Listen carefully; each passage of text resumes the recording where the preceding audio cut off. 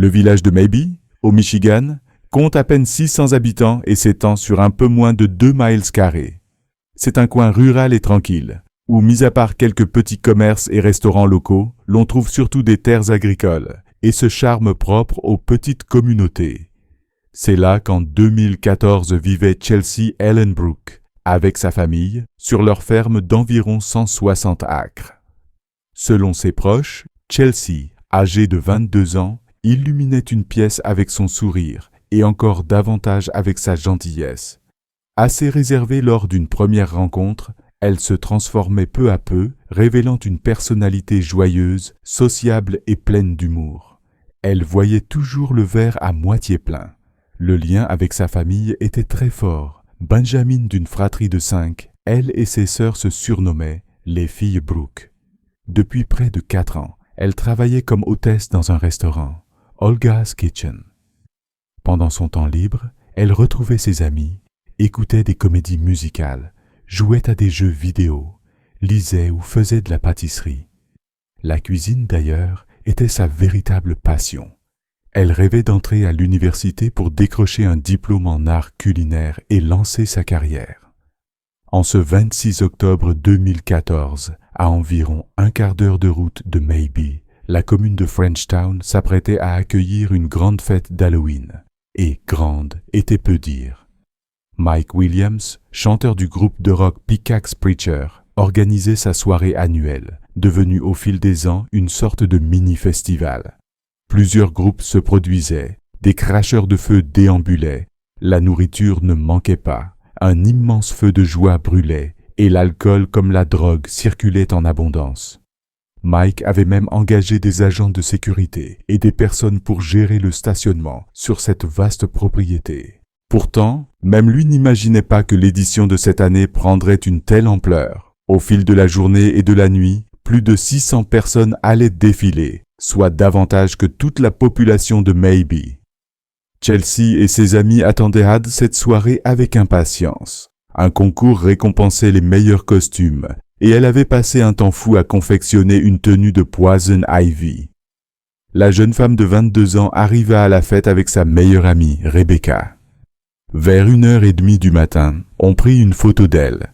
Malgré le simple instantané, elle rayonnait et semblait profiter pleinement du moment. Elle tenait une bouteille étiquetée Poison, qui aurait été remplie d'un vin bon marché. Certains affirment qu'elle buvait pas mal, rejoignant l'ambiance générale. D'autres, au contraire, l'avaient trouvée plutôt raisonnable. Les souvenirs de cette nuit sont flous et varient énormément selon les témoins. Plusieurs personnes racontent qu'à un moment, Chelsea aurait heurté un poteau en bois et se serait entaillé le front. Après cela, elle aurait demandé à quelques invités si quelqu'un pouvait la raccompagner. Son téléphone se trouvait dans la voiture de son ami, faute de poche dans son costume, et Rebecca partit le récupérer. Elle lui demanda de l'attendre là où elle était, promettant de revenir aussitôt. Quand elle retrouva la même zone, Chelsea avait disparu. Rebecca ne la revit plus. Un autre ami, qui devait également la ramener, ne parvint pas à la retrouver non plus.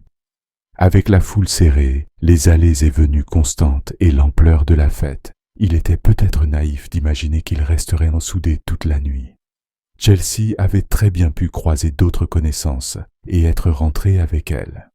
Quoi qu'il en soit, la soirée de Mike fut perçue comme une réussite totale. Tous semblaient avoir passé un excellent moment, même si pour beaucoup, les souvenirs en restaient particulièrement brumeux. Quand le soleil s'est levé et que les derniers invités sont enfin rentrés chez eux, prêts à affronter la gueule de bois inévitable, la famille de Chelsea, elle, se demandait où elle pouvait bien être. Son téléphone n'était évidemment pas avec elle. Sa chambre n'avait pas bougé d'un pouce, et il n'a pas fallu longtemps avant que la police soit appelée. Très vite, elle fut déclarée officiellement disparue, et les enquêteurs commencèrent de leurs recherches par la maison de Mike. En s'y rendant, ils réalisèrent immédiatement que c'était un endroit d'où l'on ne pouvait pas rentrer à pied, sauf à habiter juste à côté. C'était isolé, rural, avec de longues routes sinueuses. Il semblait donc presque certain qu'elle avait quitté les lieux dans la voiture de quelqu'un. La maison de Chelsea se trouvait à environ 8 miles de là. La propriété, comme on pouvait s'y attendre, était dans un état lamentable. Le feu de joie fumait encore dehors, et des montagnes de bouteilles et de canettes traînaient partout. Mike admit qu'il ne connaissait même pas Chelsea, ni qu'elle avait participé à la fête. La soirée avait été si gigantesque que des gens avaient pu y passer des heures sans jamais se croiser. Il était pourtant bouleversé par ce qui se passait et tenta vraiment d'aider autant qu'il le pouvait, malgré la mauvaise presse qui s'abattit sur lui après l'événement. Les équipes de recherche étaient en réalité très nombreuses, même si, à l'œil nu, on ne s'en rendait pas compte. Une demi-douzaine de personnes s'étaient engagées dans les champs de maïs derrière la maison, mais on les perdait aussitôt de vue tant les plants étaient hauts. D'autres volontaires s'étaient regroupés de l'autre côté de la route. C'était là, sur ce site devenu tristement célèbre, qu'avait eu lieu la fête où Chelsea avait été vue pour la dernière fois. Mike avouait ressentir une certaine culpabilité. C'est pour cela, disait-il, qu'il coopérait sans réserve avec tout le monde. Il s'excusait encore et encore. Il publiait des messages sur Facebook, tentait de sensibiliser le public, espérant de tout cœur qu'on la retrouve. Cette culpabilité, affirmait-il, le rongeait. Il répétait n'avoir strictement rien à voir avec la disparition de la jeune femme de 22 ans. Il savait qu'il aurait beaucoup de monde, mais pas dans de telles proportions. À un moment, il avait même dû mettre fin à la soirée et refuser l'entrée à d'autres. Les enquêteurs estimaient que Chelsea et ses amis faisaient partie des plus de 600 personnes présentes à la fête d'Halloween de Michael ce soir-là. Chelsea portait un costume de Poison Ivy, un pantalon noir moulant, un haut couvert de feuilles, et une longue perruque violette. Des équipes cynophiles, des drones, des hélicoptères et des centaines de volontaires passaient au peigne fin chaque recoin de la maison et de ses alentours. Il était évident que l'enquête s'annonçait difficile. Beaucoup de participants étaient déguisés, parfois masqués, et l'alcool comme la drogue circulait librement. Impossible dans ces conditions de dresser une liste fiable des personnes présentes, ou de reconstituer les événements. Le shérif du comté de Monroe, Dale Malone, expliqua que la majorité des témoins qu'ils avaient interrogés étaient complètement ivres cette nuit-là, et pour parler franchement, n'étaient d'aucune utilité. Entre ceux qui ne savaient rien et ceux persuadés d'aider alors qu'ils confondaient tout, la situation était un casse-tête. Certains affirmaient avoir vu Chelsea dehors, en larmes, parce qu'elle s'inquiétait de la manière dont elle allait rentrer chez elle. Un autre témoin disait l'avoir vue quitter la fête vers 3 heures du matin, accompagné d'un homme portant un sweat à capuche sombre, des lunettes épaisses à monture noire et une mèche sur le côté. Vous savez, c'est un peu le style du moment, les lunettes et la coiffure, avait-il commenté. Il avouait que tout cela était extrêmement difficile pour lui. Il répétait avoir dit aux autorités qu'il n'avait absolument aucune idée de qui pouvait être cet homme. Et si c'était réellement lui qu'on avait vu partir avec Chelsea, personne ne pouvait en être certain. Un portrait robot de l'individu supposé être parti avec elle fut diffusé. Un des participants à la fête, Arlon Bird, raconta une histoire longue et détaillée selon laquelle il aurait aidé Chelsea cette nuit-là, prétendant qu'elle était harcelée par 2 hommes et qu'elle serait montée dans leur voiture. Une histoire qu'il avait, pour une raison totalement absurde, entièrement inventée. Il fut finalement arrêté pour cela. Une autre personne, une femme prénommée Kerry, expliqua à la police que son petit ami violent lui avait avoué avoir tué Chelsea cette nuit-là. C'était encore un mensonge, et elle aussi fut arrêtée et inculpée pour fausse déclaration. Les enquêteurs pensèrent qu'elle avait tout inventé pour se venger de son ex-compagnon. Au fil des mois, la page Facebook Help Find Chelsea Brooke avait dépassé les 12 000 membres, et la récompense ne cessait d'augmenter. Plus d'1 million de flyers avec le visage de Chelsea furent distribués. Les recherches prirent une telle ampleur qu'elles s'étendirent même au-delà des frontières du pays. Le 23e anniversaire de Chelsea passa, puis le mariage de sa sœur, où un emplacement vide dans l'église rappelait cruellement son absence. Puis enfin, un premier indice concret apparut. À quelques miles du lieu de la fête, une chaussure rouge fut retrouvée dans un champ. C'était la sienne. Environ 6 mois après sa disparition, un morceau de son costume de Poison Ivy fut découvert sur un site industriel. Le bureau du shérif du comté de Monroe annonça alors une avancée importante dans l'enquête. Après une information reçue, des recherches menées durant 2 jours à Vland & Peters, à Flat Rock, permirent aux enquêteurs de récupérer des vêtements et d'autres éléments. Du sang y était visible et le tissu semblait avoir été arraché de force. Il avait été exposé aux intempéries et au passage du temps, mais une trace ADN masculine non identifiée fut isolée, ainsi que le sang de Chelsea. La police apprit que ces vêtements se trouvaient non loin de la maison de la grand-mère d'Arlon Byrd, le même homme qui avait inventé l'histoire des 2 agresseurs. Il fut réinterrogé, passa un test au détecteur de mensonges qu'il réussit et donna un échantillon ADN. Malgré la coïncidence étrange, ce n'était qu'une coïncidence. Son ADN ne correspondait pas. Quelques semaines après la découverte du costume, une nouvelle trouvaille eut lieu. À environ 1/4 de mile à l'intérieur des bois, la police d'État et les services du shérif du comté de Monroe étaient rassemblés autour d'une zone devenue scène de crime. On nous expliqua seulement qu'un corps de femme avait été découvert, profondément enfoui dans les bois. On pouvait voir le camion de laboratoire médico-légal, le shérif du comté sur place, tout le monde mobilisé. Des ouvriers du bâtiment, qui creusaient sur un terrain abandonné près d'anciennes voies ferrées, étaient tombés sur des restes humains dans une tombe peu profonde. L'un d'eux avait aperçu des cheveux blonds et avait immédiatement compris que cela ne pouvait être que Chelsea. Et c'était bien elle. Les rubans violets accrochés au lampadaire, symbole d'un espoir tenace, semblaient soudain dérisoires. La confirmation que le corps retrouvé était celui de Chelsea a bouleversé tout le monde. Il restait toujours l'espoir, aussi fragile soit-il, qu'elle soit encore en vie. Mais cet espoir venait de s'éteindre. Il y avait certes une forme de réponse, une conclusion, mais la douleur, elle, restait entière. À Olga's, au centre commercial de Monroe, où Chelsea travaillait comme hôtesse, des rubans et décorations violets rappelaient aux clients de garder la jeune femme dans leurs pensées. Et sur la page Facebook qui avait rassemblé des milliers de personnes pendant les recherches, son frère Nathan publia un court message, remerciant chacun pour ses efforts. Il expliqua que la quête pour retrouver Chelsea était terminée, mais que commençait désormais la quête de justice. Dans une petite ville, c'est encore plus brutal. Tout le monde se connaît. Tout le monde va à la même église, tout le monde est lié d'une manière ou d'une autre. Alors c'est comme si l'un des vôtres disparaissait. Chelsea avait été abandonnée là, nue, puis recouverte de branches. Le lieu se trouvait à environ 10 miles du site de la fête. Le médecin légiste conclut qu'elle était morte d'un traumatisme crânien, causé par un objet contondant, trop violent pour avoir été infligé à main nue. Son nez, sa mâchoire et ses orbites étaient fracturés, et 2 de ses dents avaient été ébréchées. Plus d'1 année avait passé depuis sa disparition, et l'enquête prenait désormais une autre dimension. 1000 signalements, 800 entretiens, 34 mandats de perquisition, 14 assignations et 50 services de police impliqués. Les appels à témoins continuaient, et les enquêteurs identifièrent un nouveau témoin potentiel, ou peut-être une personne d'intérêt.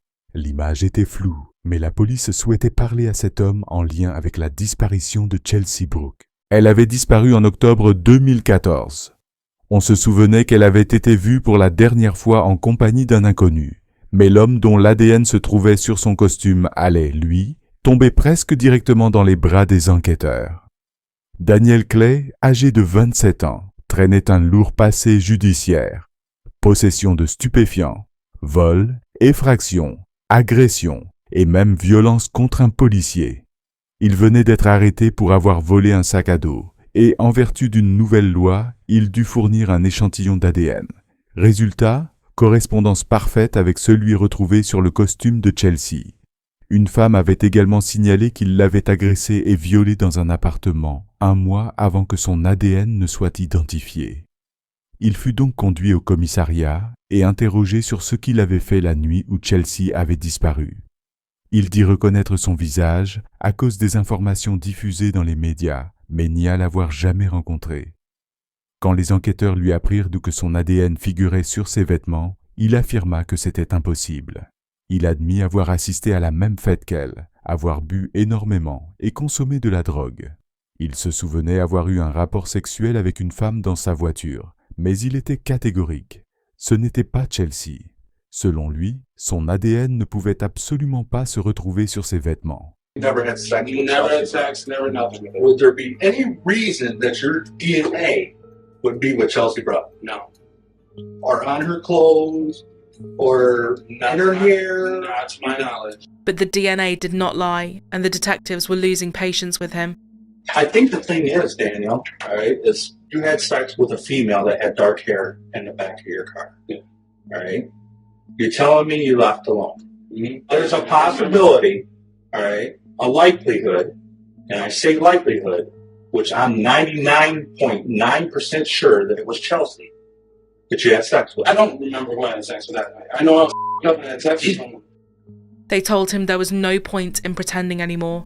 They were past the lies. It was skin, all right, from force, from tear.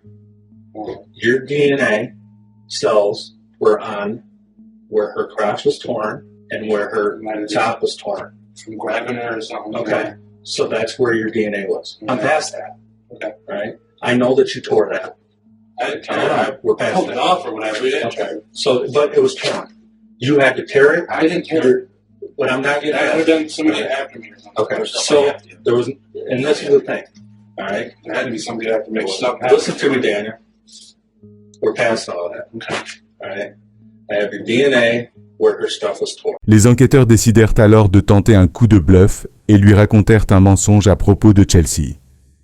Ils lui dirent enfin qu'elle souffrait d'une maladie fragile des os et que le moindre geste pouvait la blesser. Ce n'était absolument pas vrai. Mais Daniel réagit immédiatement. « Ah, comme moi, je me casse souvent les doigts à cause de ça. » Les détectives enchaînèrent. « Voilà ce qui s'est passé. C'était un accident. Quelque chose est arrivé, mais c'était un accident. » Puis ils ajoutèrent « Écoute, nous savons que tu n'es pas un meurtrier. Les gens ne le savent pas, mais nous si. » Daniel marqua une pause avant de dire « D'accord, on a traîné ensemble. » Puis demanda une cigarette.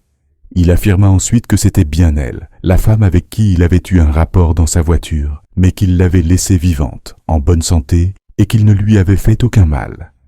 Il répétait que ce soit volontaire, involontaire ou accidentel, il n'y était pour rien. Au bout de quelques minutes à le pousser, Daniel raconta qu'en étant ivre et défoncé, il avait roulé jusqu'à la voir au bord de la route. Il lui avait proposé de la ramener chez elle, et cela avait, selon lui, mené à une relation sexuelle consentie. D'après lui, Chelsea était, je cite, « un peu extrême » et lui aurait demandé de l'étrangler. Il déclara l'avoir étranglée pendant environ 30 secondes, jusqu'à ce qu'elle cesse de respirer. Pris de panique, il dit avoir tenté de la ranimer, sans succès. « Ce n'était pas toi, tu ne l'as pas blessée volontairement. »« Non, je ne lui ai pas fait de mal exprès. » « Alors il faut nous dire ce qu'il s'est passé. » Elle était intense. On a couché ensemble. Ça a dérapé. Je l'ai étranglée. Elle me l'a demandé.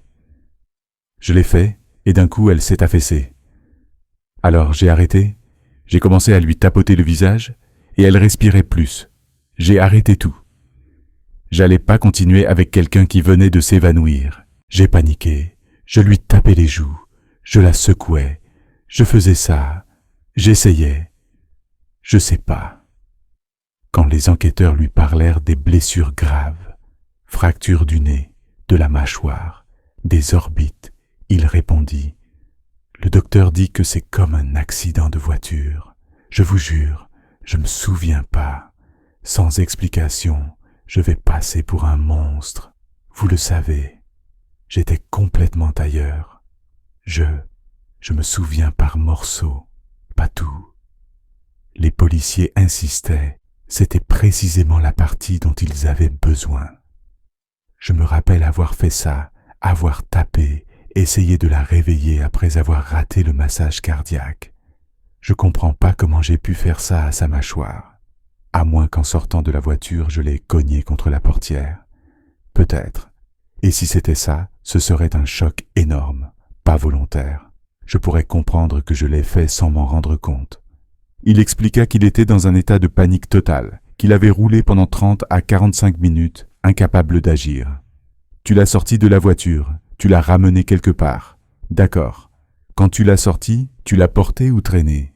Je l'ai juste soulevé comme ça, je l'ai porté. Daniel expliqua qu'il avait roulé jusqu'à des vouées de ferrée, à une dizaine de miles de la fête, puis qu'il avait porté le corps dans un petit bois. Un peu plus tard, à 6h43, les médias annonçaient de nouveaux développements dans la disparition et la mort de Chelsea Brooke. La nouvelle était tombée la veille au soir, vers 11h. Un homme de 27 ans, originaire de Newport, avait été placé en détention. Il faisait désormais face à une accusation de meurtre au second degré, ainsi qu'à des poursuites pour une agression sexuelle commise 1 mois auparavant. « Je suis désolé », lança Daniel Clay aux caméras d'Action News en quittant la salle d'audience juste après sa mise en examen. Devant le juge, il affirma ne pas vouloir de caution, préférant retourner en cellule. Le juge l'a suivi. Clay, déjà arrêté 10 fois par le passé, aurait confié depuis sa prison à sa petite amie qu'il avait ramené Chelsea, âgée de 22 ans, après la fête d'Halloween, et que ce qu'il décrit comme un rapport brutal avait mal tourné. Des sources indiquent également que certains objets appartenant à la jeune femme avaient été retrouvés chez lui. Dans la salle d'audience, la famille de Chelsea s'était installée au premier rang, à quelques pas seulement de l'accusé. À l'arrière, on pouvait entendre la colère et la frustration de ceux venus assister à l'audience. Ils sont partis en silence, sans faire de déclaration. La petite amie de Daniel, Kelly, raconta qu'il l'avait appelé depuis la prison pour avouer encore une fois, tout en répétant qu'il s'agissait d'un accident. Il m'a dit qu'il l'avait fait. Je lui ai dit de ne pas me mentir, que s'il m'aimait, il devait me dire la vérité, et il m'a répété que c'était un accident. L'ex-compagne de Daniel, Jessica, mère de son enfant, avait quant à elle travaillé avec Chelsea. Elle ne se souvenait pas qu'il ait jamais évoqué la jeune femme après sa disparition. Mais le jour de son arrestation, elle reçut 2 messages vocaux où Daniel disait qu'il était terriblement désolé, qu'il avait vraiment tout gâché et qu'il allait être absent pour très longtemps. Il plaida non coupable. Par la suite, on ajouta une accusation de dissimulation de cadavre et le meurtre au second degré fut requalifié en open murder, un terme propre au Michigan qui permet au jury de décider s'il s'agit d'un meurtre au premier ou au second degré. En mai 2017, débuta le procès de Daniel Clay. Près de 2 ans et demi après la disparition de Chelsea, les experts médico-légaux occupaient le devant de la scène, décrivant minutieusement l'état dans lequel on avait retrouvé ses restes. Son costume, presque intact, présentait pourtant 2 zones très endommagées, l'entrejambe et une des bretelles. Selon les experts, les déchirures ne correspondaient pas à quelqu'un qui enlève un vêtement, mais plutôt à quelqu'un qui force en tirant dessus, possiblement avec un trousseau de clés. L'ADN de Daniel Clay avait été retrouvé sur le costume et sur la perruque que portait Chelsea. C'est John Marron qui transportait de la terre sur son terrain à Ash Township qui avait découvert les ossements. Je regardais simplement le tas de terre, puis j'ai vu, sur ma gauche, un corps. La défense soutenait que Chelsea avait été mortellement blessée lors d'un rapport sexuel consensuel. Lors du contre-interrogatoire, l'avocat chercha même à savoir si la jeune femme appréciait des pratiques sexuelles brutales. Aimait-elle des rapports brusques, violents ou agressifs? Non, répondit son ami. La mère de l'enfant de Clay était présente à la même fête, et elle témoigne désormais pour l'accusation. Elle avait fabriqué un costume incroyable, entièrement fait main, avec des feuilles. Elle portait sa perruque violette et sa petite cruche. Elle affirme que Clay n'a jamais évoqué Chelsea avant son arrestation. Il disait qu'il était vraiment désolé, qu'il avait tout gâché. Il m'a demandé de dire à son fils, à Bryson, qu'il l'aimait et qu'il allait être parti pour très longtemps. Les procureurs estimaient que tout dans les preuves pointait vers un scénario simple. Daniel l'avait probablement vraiment raccompagnée au départ. Elle était désespérée, sans téléphone, et avait accepté. Mais très vite après avoir démarré, il l'aurait agressée, violée et tuée. La médecin légiste, à cause du temps écoulé, ne pouvait pas affirmer à 100%, mais elle était certaine à 99,9% que Chelsea n'était pas morte d'une strangulation. Elle expliqua qu'il faut exercer une pression continue pendant plusieurs minutes pour provoquer la mort. Les blessures à la tête, au nez, à la mâchoire, aux orbites et aux dents parlaient d'elles-mêmes. Les déchirures de son costume, aux bretelles et à l'entrejambe, racontaient aussi une histoire bien différente de celle que Daniel décrivait. Daniel témoigna lui-même. « Aviez-vous l'intention de causer sa mort? » « Non, absolument pas. »« Avez-vous assassiné Chelsea Brooke? » »« Non. »« Pourquoi dites-vous non? » ?»« Parce que je n'ai jamais voulu qu'elle meure. Je n'ai jamais voulu que ça finisse ainsi. » Au contre-interrogatoire, on revint sur l'acte qu'il persistait à qualifier de consensuel. Vous avez répété encore et encore que cela n'a duré que 20 à 30 secondes, n'est-ce pas? Oui. Se peut-il, monsieur, que vous ajustiez votre version pour qu'elle corresponde au témoignage des experts sur le temps nécessaire pour perdre connaissance? Non, il n'y avait plus de doute. Daniel avait tué Chelsea. Il l'avait lui-même reconnu, mais le jury devait trancher, intention ou accident. Après seulement quelques heures de délibération, ils rendirent leur verdict. Coupable de meurtre criminel, felony murder, dans la mort de Chelsea Brooke. C'était exactement ce que voulait le procureur. Le jury estima qu'il n'y avait pas préméditation, mais qu'il s'agissait tout de même d'un meurtre au premier degré dans le cadre d'un autre crime, que ce soit un enlèvement ou une agression sexuelle. Cela signifiait aussi qu'il rejetait totalement la version selon laquelle le rapport était consensuel.